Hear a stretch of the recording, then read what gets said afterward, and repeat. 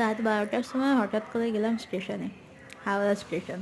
দেখো চারপাশটা তোমাদেরকে দেখাচ্ছি, কত লোক এখানে, রাস্তায় পুরো ফাঁকা। এখানে এসে কেউ বলবেই না যে রাত্রি 12টা বাজে বলে এখন। আর এই যে আমি আর উনি দুজন মিলে 12টা থেকে রাত্রি 2টো অবধি আমরা স্টেশনেই বসেছিলাম। কেন? আমরা কোথাও ঘুরতে যাচ্ছিলাম না, আমরা গেছিলাম একজনকে পিক করতে। সেটা হচ্ছে আমার শ্বশুরমশাই। তো তার ট্রেন যথারীতি লেট, মুম্বাইয়ের ট্রেন সবসময় লেটই করে। সেই 12টা, না না সরি 12টা না, 8টার সময় আসার কথা ছিল ট্রেনটা, সেটা এসে পৌঁছেছিল রাতে 2টোর সময়। আর ফাইনালি ট্রেনটা অ্যানাউন্সমেন্ট হয়েছিল, এই প্ল্যাটফর্মে দিয়েছে। আর প্ল্যাটফর্মটা দেখো কত সুন্দর করে সাজিয়েছে, নিউ কমপ্লেক্স বলে কথা। তো অ্যাটলিস্ট আমরা এখন এই যে কোচের মধ্যে খুঁজছিলাম যে কোথায় সে, যাই হোক লাস্ট অবধি খুঁজে পেলাম, তাকে নিয়ে সঙ্গে করে বাড়ি এলাম।